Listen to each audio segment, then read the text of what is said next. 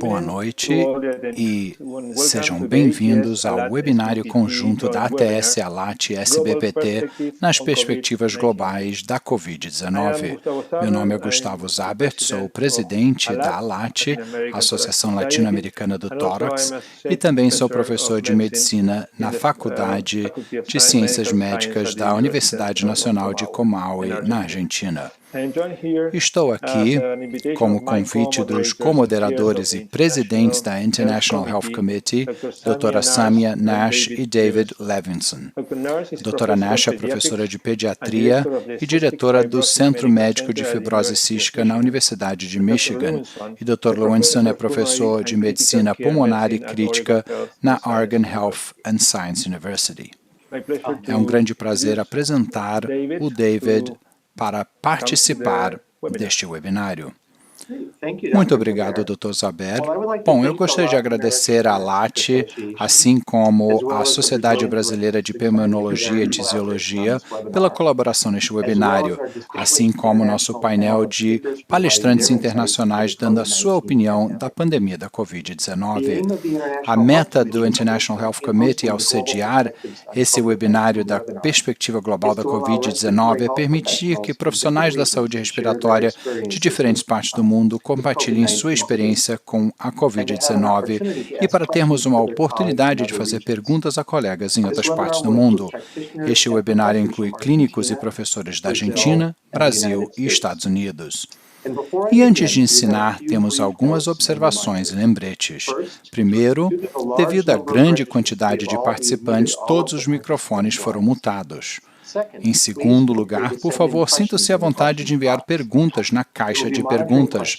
Vamos observar as perguntas e tentar respondê-las ou durante o webinário ou após o webinário, numa sessão de perguntas e respostas que estará disponível na página de recursos da Covid da ATS. E terceiro, no final, esperamos que todos completem uma avaliação para que possamos ajudar no planejamento futuro. E, finalmente, observem que este webinário está sendo gravado e será disponibilizado a todos os participantes e colocado no site da ATS. Com isso, eu gostaria de apresentar nosso primeiro palestrante para dar a sua opinião dos Estados Unidos, que é o professor Fernando Holguin, que é professor de Medicina em Ciências Pulmonares na Medicina Crítica na Universidade de Colorado. Dr. Holguin, por favor. Todos me ouvem? David, obrigado. Sim. Então, muito obrigado aos organizadores da ATS e da Cristina Braz por me convidar para participar deste webinário importante. Eu vou lhes dar algumas ideias sobre o que está acontecendo com a epidemia da Covid nos Estados Unidos e algumas áreas que nós consideramos ser importantes e que possamos discutir mais neste webinário. Nos Estados Unidos, esse gráfico claramente representa o que está acontecendo. Podemos ver o número de casos confirmados por dia, uma média móvel de 5 dias, e como tem aumentado do dia 15 de março, vemos um aumento exponencial em casos até mais ou menos o final de março, início de abril. E agora estamos vendo um platô no número de casos novos e o número de óbitos continua a aumentar numa taxa um pouquinho mais alta, mas claramente, apesar de ainda termos um platô da curva, ainda há uma carga da doença. E é importante dizer que nos Estados Unidos hoje temos mais de 1 milhão de casos, que representa 25% da carga global da doença, e podemos ver como que é uma carga muito mais alta comparada com os outros gráficos aqui.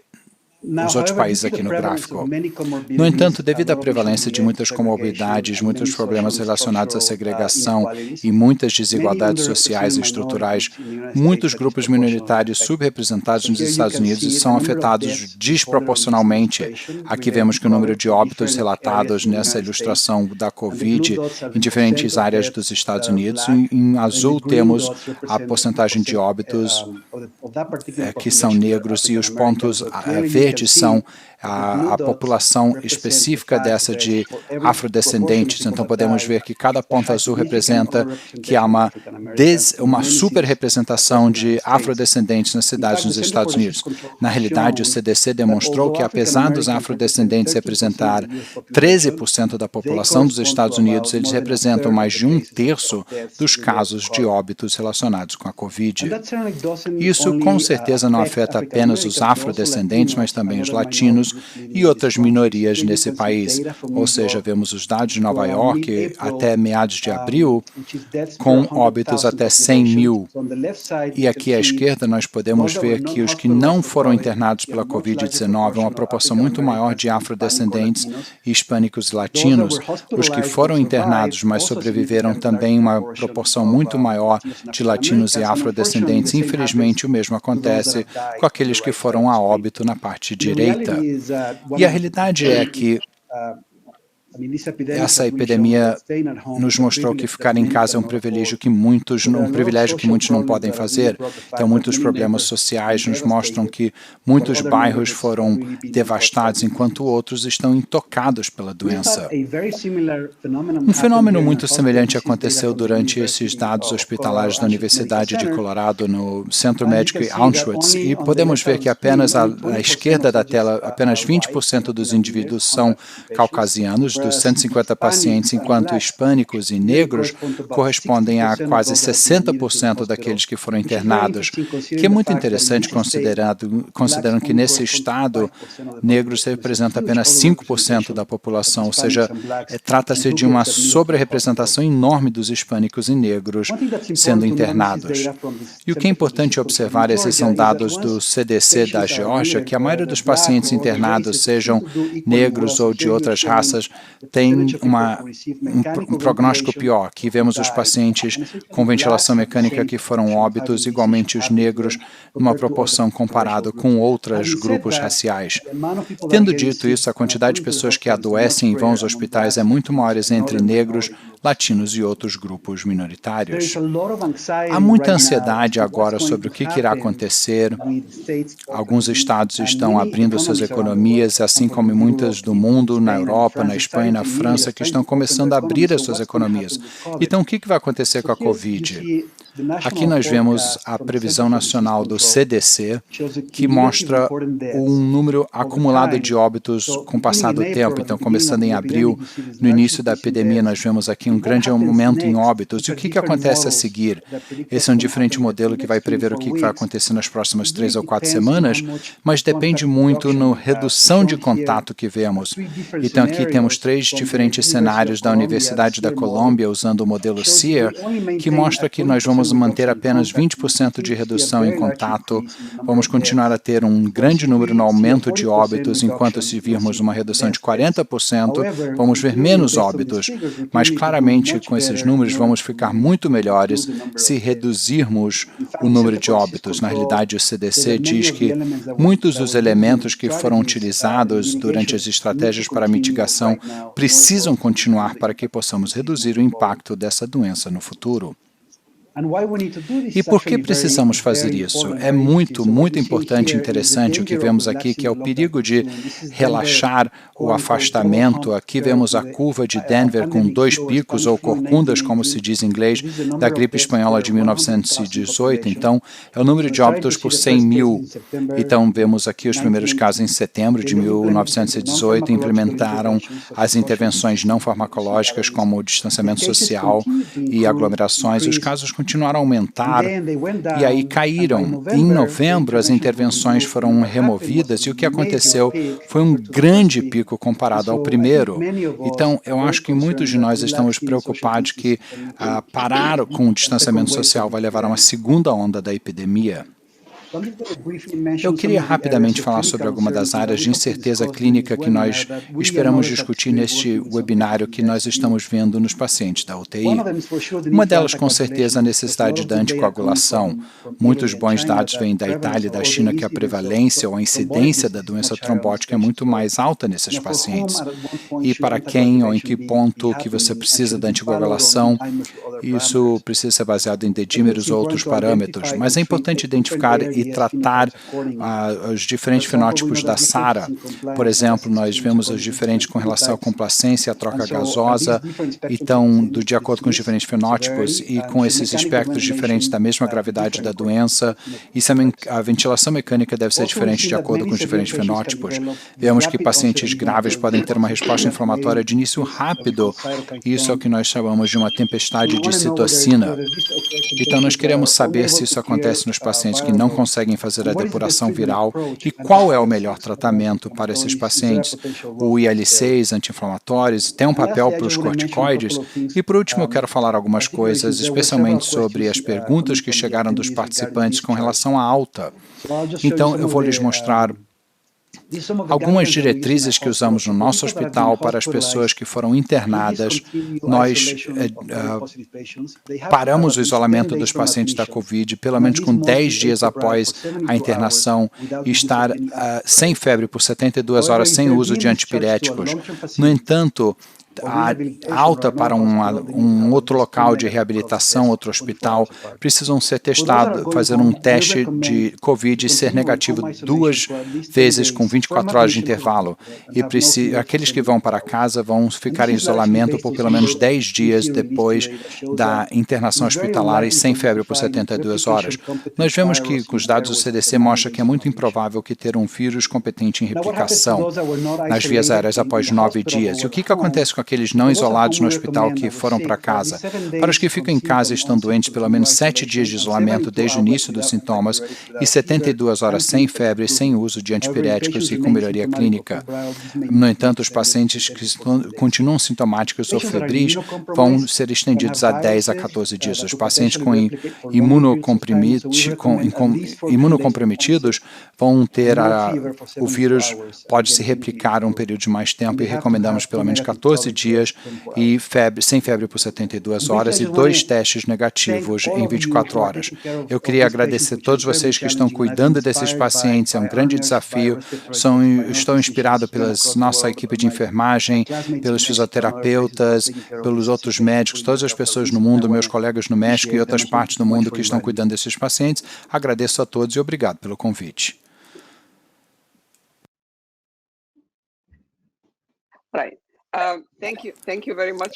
Muito obrigada, Dr. Hogan, por essa excelente apresentação.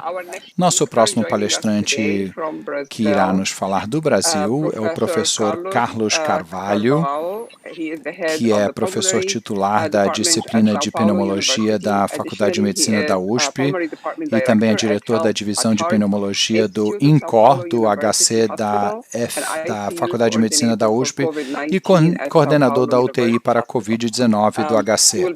Ele irá nos falar hoje sobre as perspectivas globais da COVID-19 no Brasil.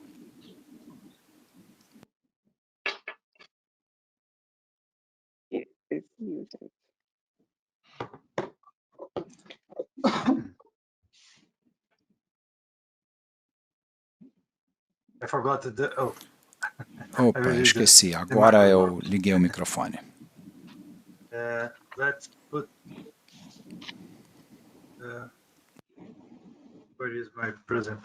Vamos ver onde está a minha apresentação. Estão vendo a minha tela? Sim. Opa, ok. Então, quero agradecer à ATS e à LAT pela oportunidade de apresentar e compartilhar com vocês como estamos tratando a pandemia do coronavírus aqui no Brasil. Não tenho nenhum conflito a declarar e hoje em dia nós temos mais de 100 mil pacientes confirmados com a COVID-19 no Brasil e temos também mais de 7 mil óbitos. Olhando os óbitos de modo global, podemos ver que apenas Brasil, Rússia e a Índia começaram a pandemia de forma mais tardia do que outros países como a China ou a Europa. E vemos que ainda temos um aumento no número de óbitos hoje em dia. No Brasil, nós observamos uma taxa de mortalidade de aproximadamente 7% em maio, e essa região do Brasil, o sudoeste, é onde se concentra aproximadamente 50% dos casos com Covid-19. E os óbitos além do Sudoeste é também importante na região Norte e no Nordeste do país, onde o número de óbitos continua a aumentar. No estado de São Paulo, com uma população de 44 milhões de pessoas e 21 milhões na região metropolitana da cidade de São Paulo, este é o epicentro do coronavírus no Brasil. Em fevereiro, este é o local onde a doença da Covid-19 começou no nosso país. O número de casos continua a aumentar no estado de São Paulo. E o número de novos casos por dia ainda é um número grande, assim como o número de óbitos diários.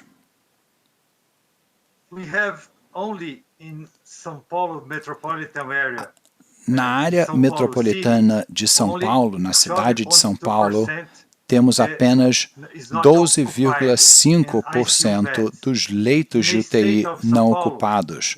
No estado de São Paulo, são 1/3 os leitos que não estão ocupados. Esse é um grande problema para nós, pois estamos preparando o nosso estado e estamos compartilhando e discutindo a questão da pandemia desde o final de janeiro. Nos meses de fevereiro e março, desenvolvemos uma estratégia para lutar contra o coronavírus, a primeira fase com os pacientes ainda em casa. E para isso, desenvolvemos um aplicativo para ser utilizado pelas pessoas em casa. E o resultado com esse aplicativo é que eles podem ser solicitados a comparecer a um hospital. E após terem feito uma consulta no hospital, o paciente pode retornar a casa ou então ser registrado num sistema que regula e controla os leitos hospitalares. E o paciente, dependendo da gravidade do caso, pode ir para a enfermaria ou para a UTI. Irá depender da situação na qual o paciente se encontra. Ele pode voltar ao hospital e aí receber a alta e voltar para casa. O paciente será acompanhado por 12 meses. Nesse 1 ano, deverá fazer uma reabilitação ou então verificar o que está acontecendo com seus pulmões após a infecção do coronavírus. E no grupo de pacientes que foram a óbito, fizemos uma autópsia minimamente invasiva para verificar o comprometimento dos órgãos pelo vírus. Aqui é o nosso complexo hospitalar do Hospital das Clínicas em São Paulo. São 7 edifícios diferentes. A nossa decisão foi concentrar todos os pacientes com resultado positivo da Covid-19 nesse Instituto Central. E os outros institutos ficam com outros pacientes sem o coronavírus. Aqui, este hospital tem 900 leitos, dos quais 100 são leitos de UTI adulta. E nas últimas 5 semanas, dobramos os números de leitos de UTI, ou seja, hoje temos 200 leitos de UTI para pacientes Covid-19. Nas próximas 3 semanas, iremos aumentar o número para 300 leitos de UTI para a população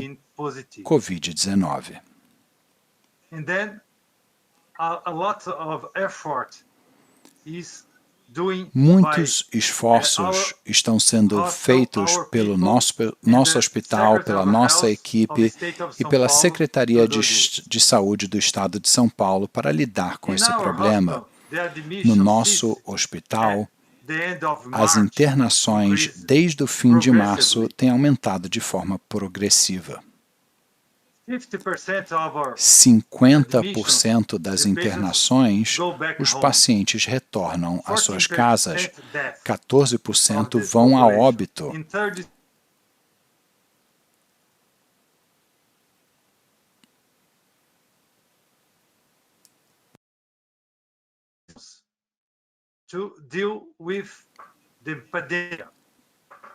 Para lidarmos com a pandemia,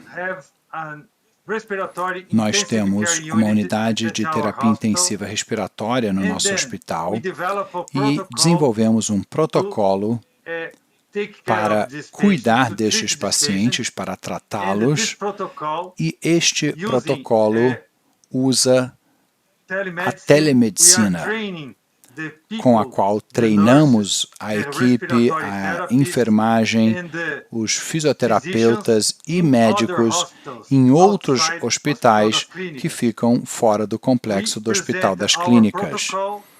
Nós apresentamos o nosso protocolo e treinamos as pessoas. Após isso, começamos uma tele-UTI para cuidar dos pacientes em outros hospitais em São Paulo. Aqui vemos uma imagem do treinamento e esta é a área que eu lhes mostrei, que é onde nós estamos localizados aqui no Hospital das Clínicas, e estes são os outros hospitais na área metropolitana com quem falamos diariamente sobre os casos de insuficiência respiratória em ventilação mecânica, assim como um hospital no litoral. Estes representam aproximadamente 270 leitos de UTI no estado de São Paulo. Aqui vemos o treinamento. Existe um portal. As pessoas podem acessar este portal, podem ser treinados nessas áreas, e após cada uma das apresentações, podemos discutir todas as dúvidas que, porventura, tenham sobre cada uma das apresentações. E aí, após o treinamento, nós temos alguns projetos de pesquisa em diferentes áreas. Por exemplo, na área de autópsia. O paciente tem uma imagem de tomografia e aí pode ir para a patologia utilizando um ultrassom. Podemos ter amostras do pulmão, do fígado, rim, do sistema nervoso central, então de vários órgãos diferentes. E aí podemos discutir a patologia e a extensão do dano do vírus ao corpo.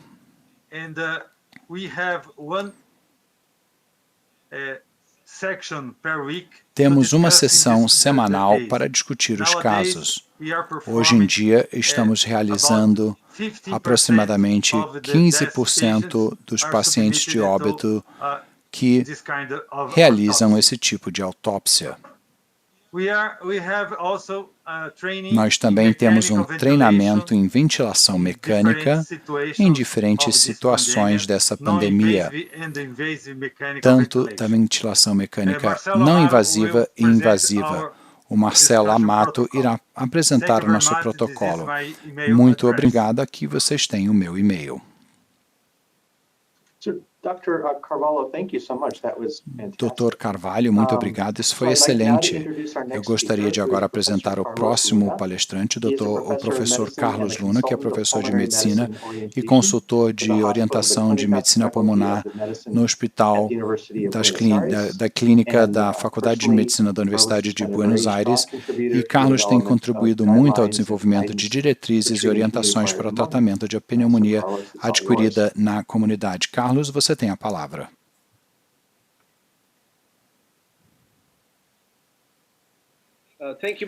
Muito obrigado. A minha apresentação será sobre as terapias antimicrobianas em pacientes tanto com COVID-19 e infiltrados pulmonares, e será baseado nas diretrizes sobre este assunto. Não este assunto de modo geral, mas pneumonia em geral.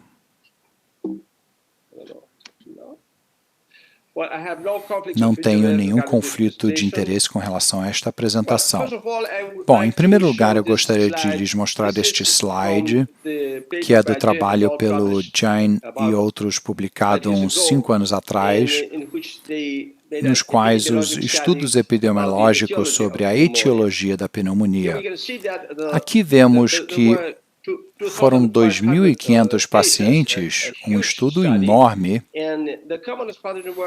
e os achados mais comuns foram que 7 foram vírus e 5 foram bactérias entre os micro-organismos, os 12 micro-organismos mais comuns.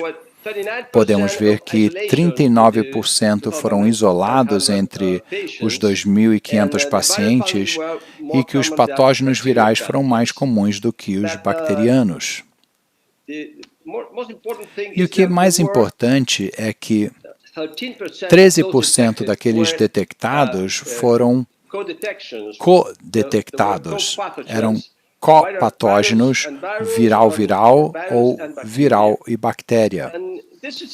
Isso é algo que aconteceu e que conseguimos ver em algum dos grandes números de estudos que foram publicados, não exatamente em relação com a etiologia da COVID-19, mas podemos ver que existem muitos copatógenos juntos com o patógeno da COVID-19, o SARS-CoV-2, influenza, Staph aureus, Klebsiella, pneumococcus, legionella e etc.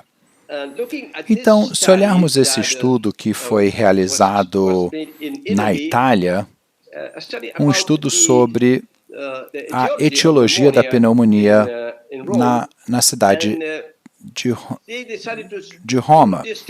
Eles decidiram realizar esse estudo na segunda ou terceira semana de janeiro até a primeira semana de fevereiro, justamente no momento em que a pandemia começou a aumentar na Itália. Mas, naquele momento, eram poucos os casos. Isso foi o que mais ou menos aconteceu nesse momento. E o que foi observado, como vemos aqui, é que são muitos os vírus, né? Pois aconteceu no mesmo momento do surto da influenza na Europa. Mas também existiam outros vírus. Como vocês podem ver aqui, somente 3 SARS-CoV-2, muita influenza, outros vírus, mas também algumas bactérias, incluindo o Mycoplasma, Legionella, o Streptopneumoniae. E aqui nós vemos à direita que nós tínhamos também um número de co-infecções, ou seja, as co-infecções acontecem e é por isso que eu queria rever essas diretrizes. As diretrizes da ATS-IDSA publicadas em 2019. Uma das principais perguntas dessas diretrizes é: os adultos com a pneumonia adquirida na comunidade positivos para a influenza devem receber antibióticos? E a recomendação foi de que sim, que a terapia antibiótica precisa ser iniciada em pacientes com evidências radiográficas da PAC que tem um resultado positivo da influenza. Isso se dá pela razão de que a Staph aureus, Streptococcus pneumonia, Haemophilus influenza e os Streptococcus de grupo A normalmente complicam a evolução da influenza. Com relação às outras indicações relacionadas aos pacientes que chegam com infiltrado, que tem pneumonia adquirida na comunidade, e a terapia recomendada que deve ser usada aos pacientes que apresentam com um infiltrado ou febre, etc., mas ainda não há o diagnóstico da COVID-19, mas que poderia ser um caso de COVID-19, pois às vezes temos que pensar em outros patógenos associados como uma co-infecção. Então, os patógenos comuns nos pacientes ambulatoriais que não têm fator de risco são pneumococos, micoplasma, clamídia.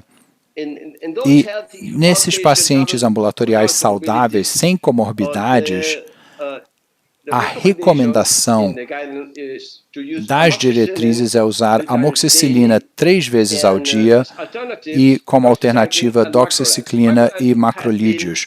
Macrolídeos, na última diretriz, foi a primeira indicação da piora, atípicos e também pneumococos.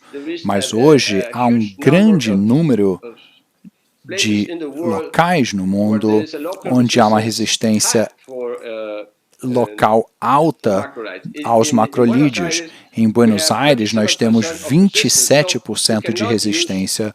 Logo, não podemos usar em todos os casos macrolídeos, pois há o risco de ter um patógeno resistente ao macrolídeo. O pneumococo poderia ser resistente.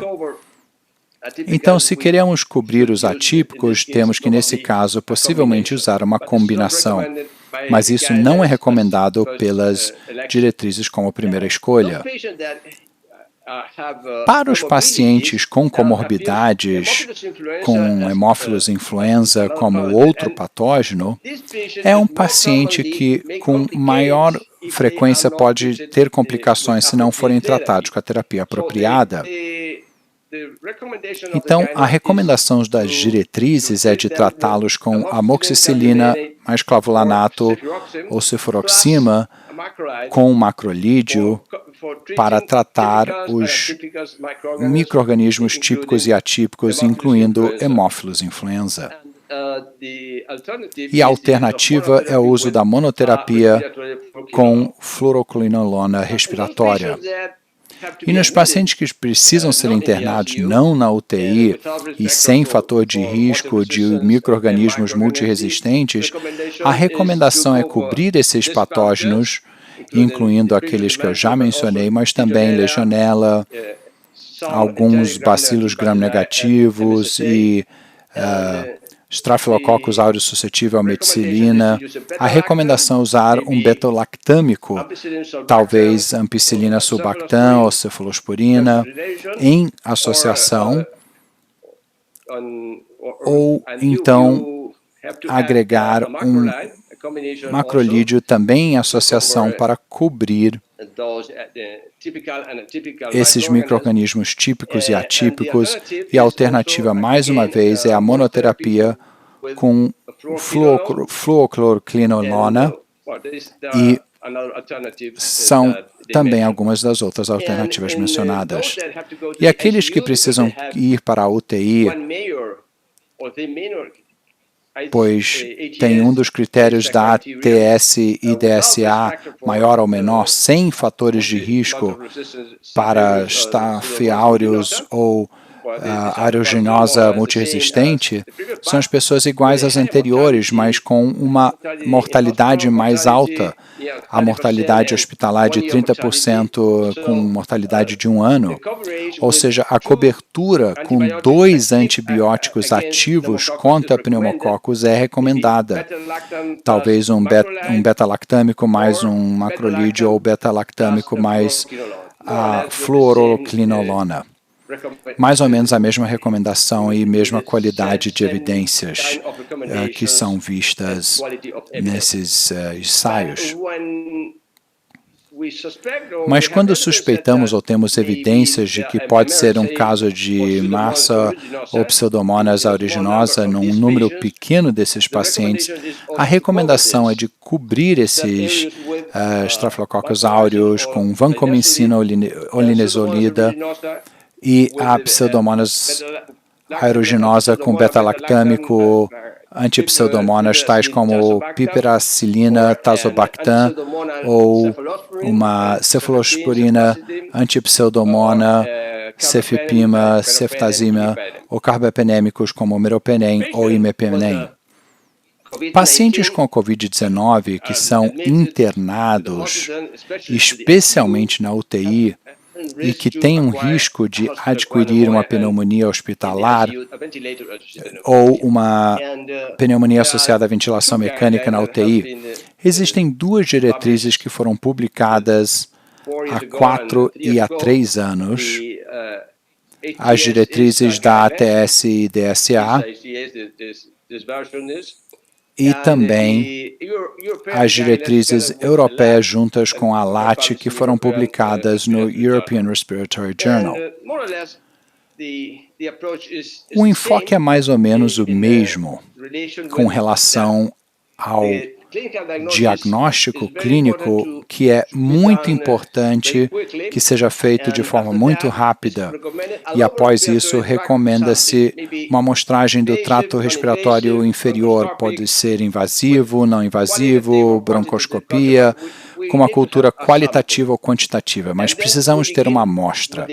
E aí iniciamos os antibióticos considerando a presença de patógenos multiresistentes.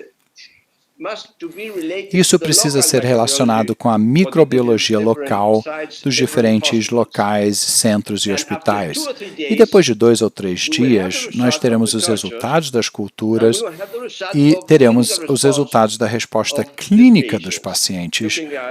Observando esses dados clínicos, podemos ter a capacidade de ver nesse momento se há ou não uma melhoria após 48 ou 72 horas.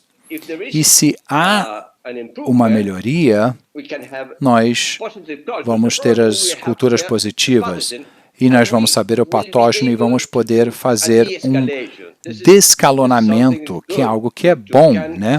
Poder descalonar a terapia. Ao mesmo tempo, pode ser que a cultura seja negativa se o paciente não estava no antibiótico no momento que a amostra do trato respiratório inferior foi obtido.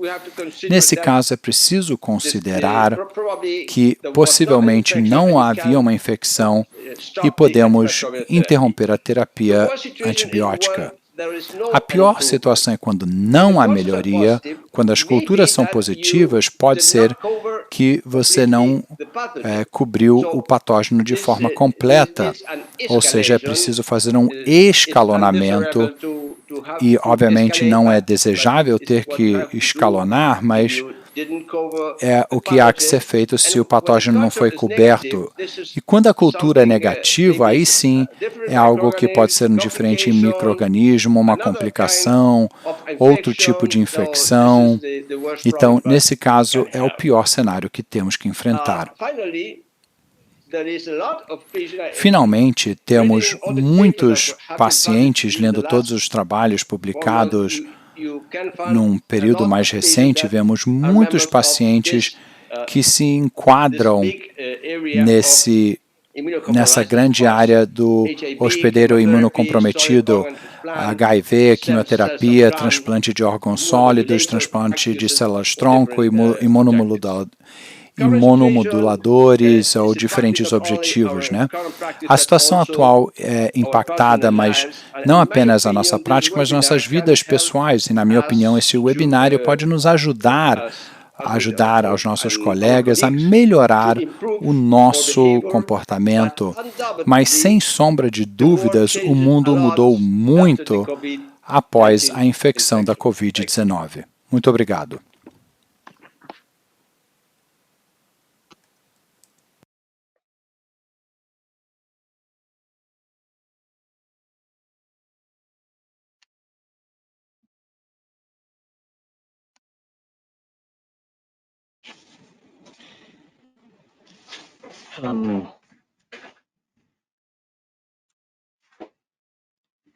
Hello, everybody.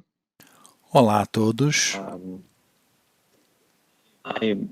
Let's see if I can Vejamos se eu consigo. Desculpa, professor Luna, muito obrigado. Eu gostaria de dar as boas-vindas ao nosso próximo palestrante do Brasil, professor Marcelo Amato. O professor Amato é professor titular da USP e supervisor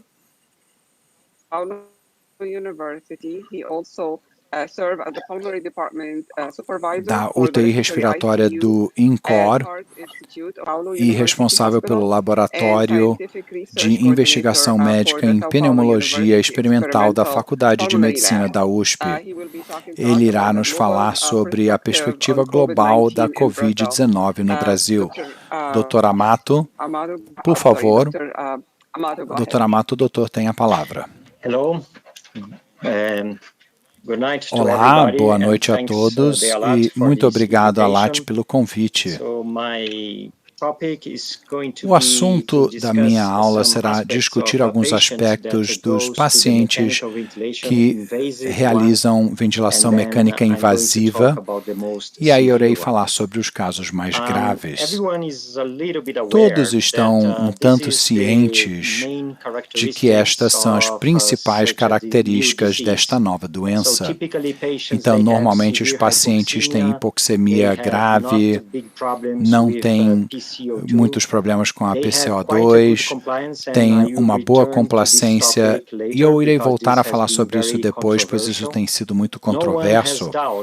Não há dúvida alguma que é uma doença longa, então temos que estar preparados para ter 2 ou 3 semanas de ventilação mecânica, com muitas mudanças nas vias aéreas e no caminho, pois os pacientes têm muitas complicações, e especialmente por essa última questão, há muitas infecções secundárias, e isto é muito frequente.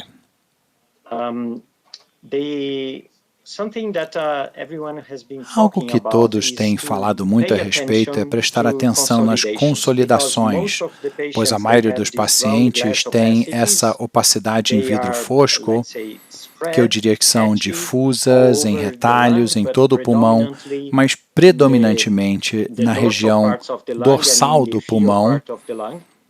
Mas eu chamo a atenção de todos a este tipo de consolidação que sugere muito mais uma consolidação gravitacional. Ou seja, isto é uma indicação de que esse paciente tem uma pressão pleural sobreposta elevada, como vemos aqui, ou seja, são muitos sinais de atelectasia pulmonar. Normalmente há um atraso entre a tomo e o paciente na UTI, mas temos que prestar atenção, pois este é um grande sinal de que esse paciente talvez seja um tanto diferente. Da Itália, nós temos dados que nos mostram que a complacência desses pacientes não é tão ruim.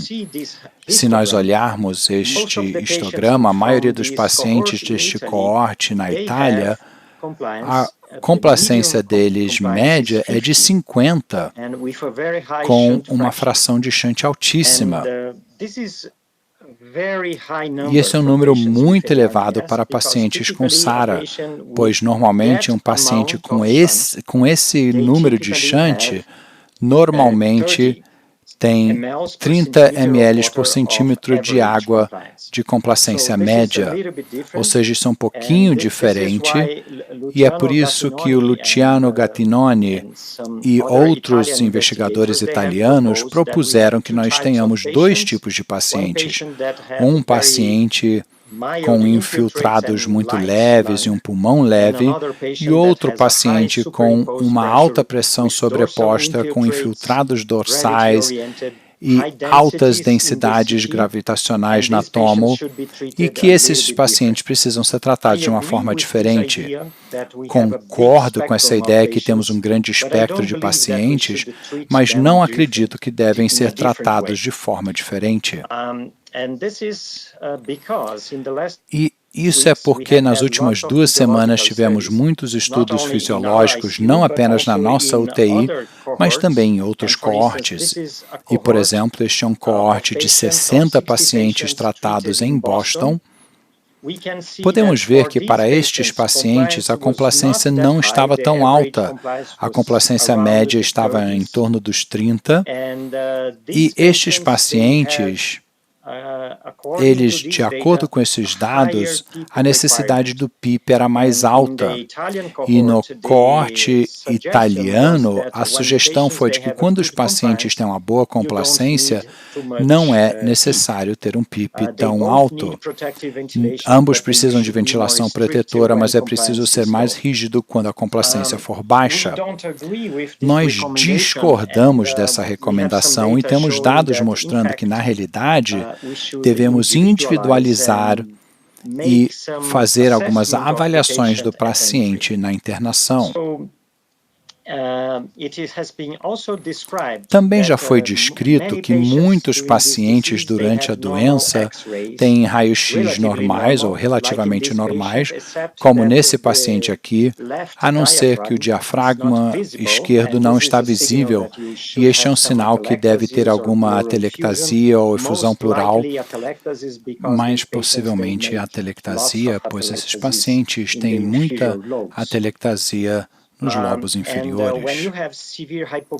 E quando nós temos a hipoxemia grave e um raio-x quase normal, muitos investigadores descreveram o acontecimento de um trombo local, que não é apenas um tromboembolismo, mas uma trombose local devido à hipercoagulabilidade desses pacientes. Então, isto é importante, pois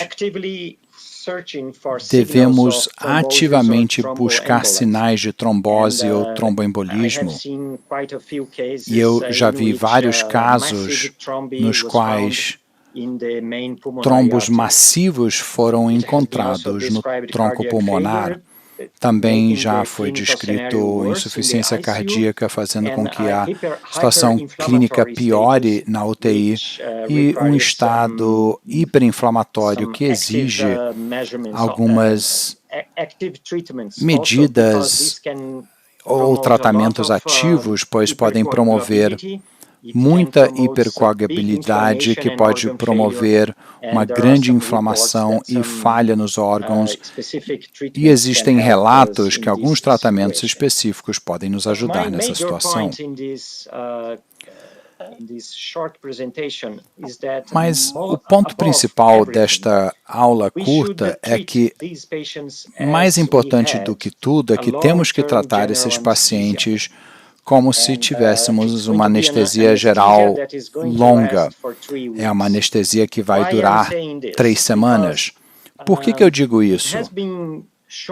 Pois já foi demonstrado recentemente que pacientes em anestesia exigem ventilação protetora tanto quanto um paciente com SARA. A taxa de complicações é muito menor, mas ainda precisam de ventilação protetora. Ainda precisam do controle do volume corrente, do controle da pressão de platô e dos driving pressures, e também um nível de PIP que precisa ser individualizado, e isso é o que nós vimos na nossa UTI. Na nossa UTI vimos novos pacientes, um pouquinho diferente do passado, pois nós temos uma incidência mais elevada de obesidade. E conforme demonstramos recentemente nos pacientes em anestesia, especialmente quando são sobrepeso, mesmo usando um PIP mínimo de 4 ou 5 centímetros de água e ventilação protetora, esses pacientes vão desenvolver atelectasia massiva durante a anestesia, isso apenas com 3 horas de anestesia. Imaginem o que acontece depois de 24 horas ou 1 semana de ventilação mecânica com PIP baixo. E quando individualizamos o tratamento do PIP desses pacientes, reduzimos muito a quantidade de atelectasia. E essa tem sido a nossa abordagem na nossa UTI. Então, estamos fazendo um ensaio randomizado onde tentamos individualizar o tratamento e os níveis do PIP nesses pacientes, pois alguns pacientes, ao contrário do que foi descrito na literatura, precisam de um PIP muito alto, até mesmo se o pulmão não for muito pesado, mas precisam de um PIP elevado por fatores anatômicos, como acontece com pacientes em anestesia, ou com alguns deles. Nesse coorte de pacientes na anestesia no pós-operatório, aqui no eixo X temos o IMC e o PIP ótimo medido pela tomografia de impedância elétrica. Então, este é apenas o PIP mínimo, no qual não temos a atelectasia por decúbito e, ao mesmo tempo, não temos muita distensão pulmonar excessiva no pulmão normal, que poderia comprometer o débito cardíaco. E utilizando a quantidade correta do PIP, podemos evitar a atelectasia por decúbito, aquela causada pelo paciente estar deitado por muitas semanas, e ao mesmo tempo podemos evitar a distensão excessiva. E como vemos neste gráfico, a necessidade do PIP pode ser muito alta em alguns pacientes, precisando de 16 ou 17 centímetros de água do PIP. E isso é exatamente o que vimos nos pacientes do COVID-19. Então, estes pacientes ou vão estar em ventilação mecânica por muitas semanas, e por isso temos que tratá-los individualmente, prestando atenção na fisiologia individual específica do paciente. Alguns pacientes, até mesmo com o mesmo IMC, têm necessidades de PIP bem diferentes. E é por isso que temos que proposto, até mesmo para esses pacientes, que estamos tentando algum tipo de abordagem padrão com níveis de PIP de 10 centímetros de água como ponto de partida, mas assim que possível individualizamos e tentamos achar o ponto ótimo para cada paciente. Quais são os benefícios de achar esse ponto, que podemos reduzir os driving pressures até em 6 centímetros de água, que promove uma proteção pulmonar muito maior no tempo em que esse paciente estará em ventilação mecânica. E ao usar essa abordagem, que é o que nós estamos fazendo, e essa é uma média de 12 pacientes que nós coletamos na nossa UTI, utilizando essa abordagem individualizada, onde podemos fazer um de ambos. Se tivermos uma tomografia de impedância elétrica, usamos a tecnologia para titular o PIP, mas se não tivermos, fazemos apenas uma titulação leve do PIP, já descrevemos isso em alguns webinários disponíveis na internet, e aí podemos promover uma redução muito maior nos driving pressures em 2 ou 3 semanas de ventilação mecânica, algo entre 5 a 8 centímetros de água na redução do driving pressure nesses pacientes. E quando acompanhamos as tabelas, temos um resultado neutro. Temos muitos dados para mostrar essa nossa abordagem. Não temos dados específicos para essa população, mas temos em pacientes em anestesia, onde se pudermos evitar um grande driving pressure por muito tempo, reduzimos as complicações pulmonares. Isto é algo que nós estamos propondo. Obviamente, precisa ser testado no estudo randomizado e é exatamente isso que estamos fazendo agora. Essa é a principal mensagem que eu queria lhes dar com relação a este assunto e esta conferência. Eu apenas queria lhes mostrar que estes pacientes precisam ser tratados como se fosse uma anestesia geral de longo prazo, e todos os princípios da ventilação protetora precisam ser usados, e não devemos tratar esses pacientes como algo diferente, como um diferente tipo de SARA. São pacientes agudos que precisam de ventilação protetora. Muito obrigado.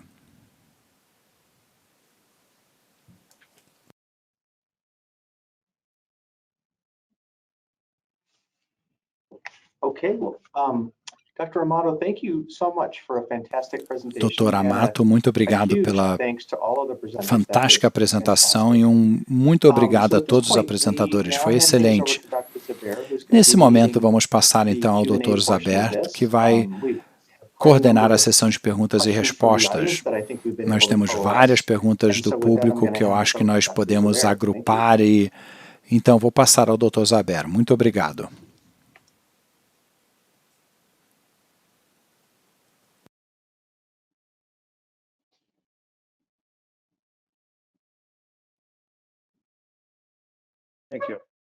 Thank you very much for this four fantastic Muito obrigado pelas 4 fantásticas apresentações. A primeira pergunta é para o Fernando. E a pergunta está relacionada com os profissionais da saúde que estão infectados com a Covid-19. Qual é o momento que você considera que eles possam voltar ao trabalho?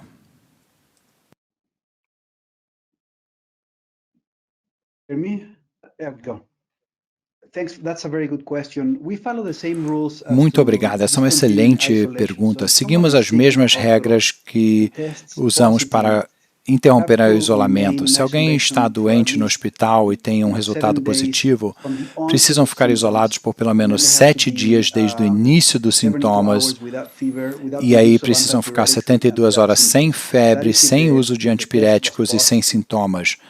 E isso se o resultado for positivo. Se o resultado for negativo, então precisam ficar sem febre por 24 horas antes de voltarem ao trabalho sem o uso de antipirético. Mas todos os profissionais de saúde sintomáticos são testados. Obrigado. Obrigado, Fernando. A segunda pergunta pode ser para o Carlos Carvalho ou Marcelo Brito. E é uma pergunta do Brasil, de um participante do Brasil, perguntando sobre a taxa de extubação nas pessoas usando ventilador por causa da Covid.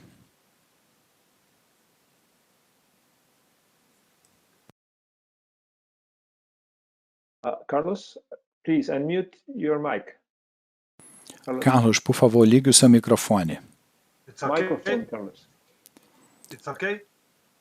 Está funcionando? Sim. Então, apesar de passar um grande tempo na UTI, e que é um momento muito difícil de controlar, quando nós paramos de controlar a ventilação e colocamos o paciente em ventilação assistida ou espontânea, é um momento um tanto difícil. Começamos, então, o período do desmame. Esse período do desmame, às vezes, é muito longo devido ao fato do paciente precisar de muita sedação. É muito difícil controlar essa situação, principalmente durante 2 semanas, nas quais, normalmente, o paciente precisa da ventilação mecânica. Para a extubação, para poder extubar o paciente, precisamos de uma situação pulmonar normal. Talvez precisamos reduzir a quantidade do PIP, é preciso ter uma boa troca gasosa, é preciso ter uma duração importante de hemodinâmica e também é preciso que o seu paciente esteja bem consciente. E às vezes é difícil conseguir reunir todos esses pontos. E é também preciso controlar esse paciente por um longo período. Obrigado, Carlos. Também temos algumas outras perguntas que nós recebemos de antemão. E eu acho que nós temos 2 perguntas muito interessantes. Ambas estão relacionadas aos pacientes que precisam de ventilação. E um está relacionado com a ventilação não invasiva e a segunda está relacionada com a opção de passar pela traqueostomia nos pacientes com mais de uma semana. Então, as duas perguntas são relacionadas com essa questão. Talvez o Fernando, o Marcelo. Okay. Vamos dividir, então. Marcelo faz o não invasivo e o Fernando para a traqueostomia. Então, a ventilação não invasiva tem sido um problema para esses pacientes por causa do medo da contaminação. Eu acho que parte disso é fundado, mas parte disso não é comprovado. E, por exemplo, nós temos dados mostrando que um catéter de oxigênio pode ser tão ruim quanto a ventilação não invasiva com relação à difusão. Então, acredito que qualquer oxigênio suplementar deve ser considerado perigoso. Mas não devemos orientar, digamos assim, a nossa decisão de dar ao paciente uma ventilação invasiva ou não invasiva com base na contaminação, pois eu acho que tudo o que fazemos com esses pacientes é perigoso e eu prefiro usar a mesma abordagem que nós usamos para um paciente com SARA, com uma ressalva. O primeiro é que nós sabemos que para esses pacientes a quantidade de cuidado que podemos fornecer não é tão intensivo como um paciente típico. Então a ventilação não invasiva representa um desafio maior para esses pacientes por causa dos problemas quando temos que entrar no quarto. E por essa razão temos que ser mais conservadores ao extubar o paciente e colocá-los em ventilação não invasiva, pois já é um grande problema para os pacientes com SARA e para estes pacientes é muito mais problemático. E é por isso que somos muito conservadores com o nosso critério de desmame e rarissimamente indicamos a traqueostomia. Thank you.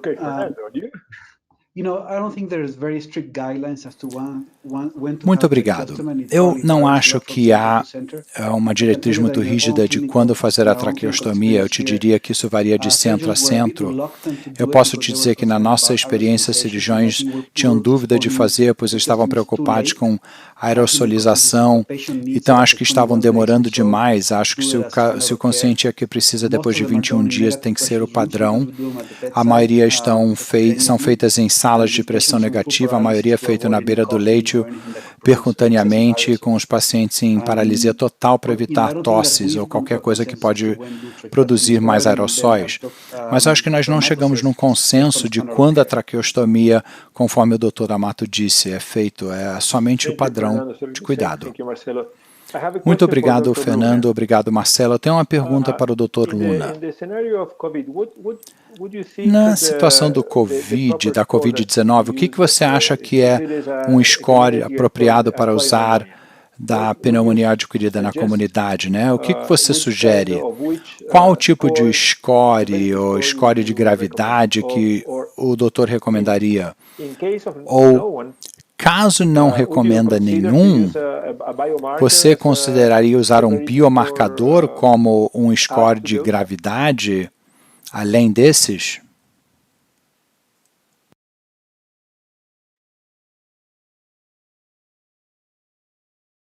Your microphone, Carlos. Your microphone. Seu microfone, Carlos. Seu microfone. We can't hear you. Não lhe ouvimos. Oh, okay.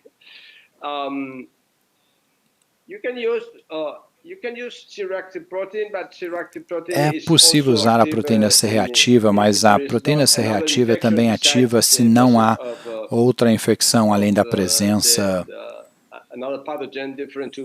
de um patógeno diferente da COVID.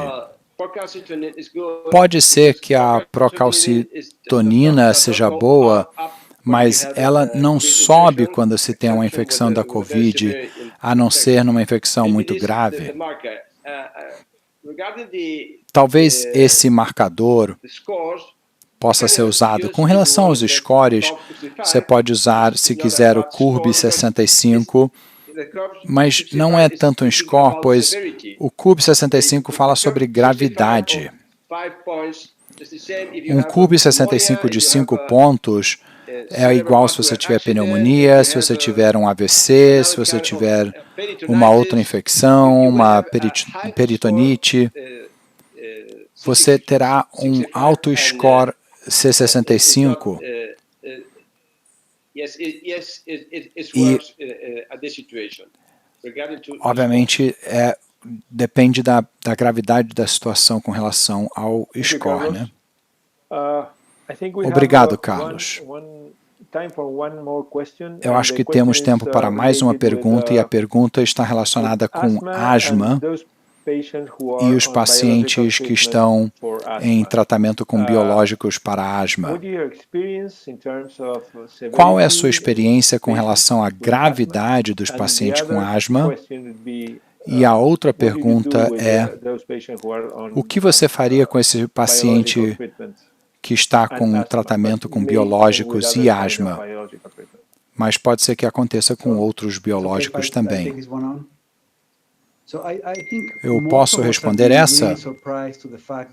Eu acho que a maioria de nós está surpreso com o fato de que a asma não está tão presente com a epidemia. Se olharmos os sintomas, não se ouve muito sobre sibilos. Há 2 artigos importantes mostrando experimentalmente e clinicamente o nível dos receptores ACE2 menor na asma nos pacientes com asma alérgica. Tem um trabalho recentemente publicado no American Journal of Respiratory Critical Care na semana passada, mostrando que os pacientes usando corticoides inalatórios têm um nível menor de ACE2. Então, o que nós podemos ter certeza é que os pacientes com asma não têm uma pior COVID, nem são mais suscetíveis, que pode ser por causa de uma situação protetora da doença ou do uso de medicamentos. Não tenho certeza que sabemos o efeito dos biológicos na COVID nesse momento. Eu suspeito que talvez não sejam muito importantes, mas nós não temos nenhum dado.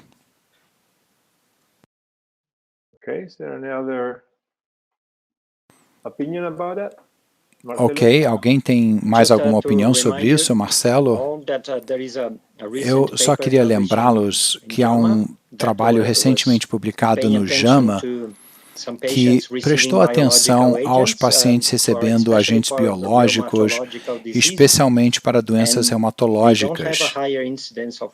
E não há uma incidência maior de problemas. Na realidade, parece até estarem um pouco protegidos. Mas não há nenhum dado bom sobre isso. Mas não temos que tomar cuidado, não temos que nos preocupar com pacientes usando biológicos. É muito impressionante, estávamos preocupados com os pacientes de transplante, e os médicos de transplante disseram que em todos os centros não estão vendo COVIDs mais graves. Há uma alta preocupação também dos pacientes recebendo inibidores da ECA. Nós vimos alguns trabalhos que estão analisando isso. Você poderia fazer algum comentário sobre isso? Você está falando sobre o estudo do New England Journal of Medicine, né, mostrando menor ou doença menos grave nos pacientes em inibidores da ECA, né, ou estatinas. Em outro trabalho em circulação também de um grupo chinês que mostra uma análise de menos incidência ou doença menos grave ou óbito nas pessoas com bloqueadores de receptores da angiotensina 2 ou inibidores da ECA. Há um consenso, né? Pode ser que seja protetor, mas com certeza não pioram a doença. Uma última pergunta para o Carlos Luna. E a BCG e a COVID? Uma pergunta fácil. Liga o microfone, por favor. Carlos? Sim, com relação ao BCG, é muito interessante. Já foi sugerido como um agente possível para a prevenção da doença do coronavírus, né? Vários estudos já estão em andamento para investigar essa possibilidade. Mas mesmo que sejam eficazes, muitas perguntas vão ainda existir. A principal utilidade é a prevenção da tuberculose, meningite ou tuberculose disseminada. Também é utilizado como imunoterapia adjuvante em pacientes com câncer de bexiga invasivo.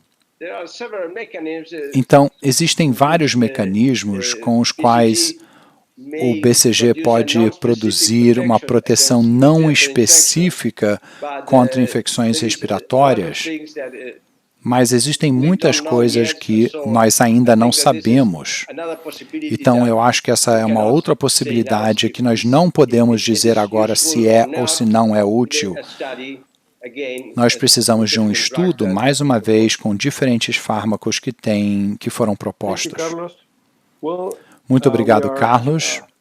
Bom, nós estamos quase no nosso horário. Eu quero agradecer à ATS, à LAT, à SBPT por este excelente webinário e quero passar a palavra ao David para que possa fazer seus comentários finais e agradecimentos. Bom, muito obrigado. E antes que eu me esqueça, Carlos, eu acho que o BCG teremos que fazer um assunto específico e dedicado sobre isso. É fantástico, uma história fantástica. Mas em nome dos participantes e o International Health Committee da ATS, a Associação Latino-Americana do Tórax e a Sociedade Brasileira de Pneumologia e Tisiologia, quero agradecer a todos os palestrantes pelas suas perspectivas, recomendações e estratégias. Acho que foi uma conversa fantástica. Por favor, completem o formulário de avaliação para que possamos identificar assuntos futuros, além do BCG, e aprovar a série, e convido a todos vocês para as futuras apresentações deste webinário. Desejo a todos vocês saúde e fiquem seguros durante a pandemia. Muito obrigado a todos vocês, estamos pensando em vocês. Muito obrigado a Nicole, a Cristina e toda a equipe da ATS por esse trabalho fantástico. Muito obrigado a todos. Obrigado a todos. Fiquem seguros. Muito obrigado. Obrigado. Um excelente trabalho. Muito obrigado, David. Muito obrigado a todos.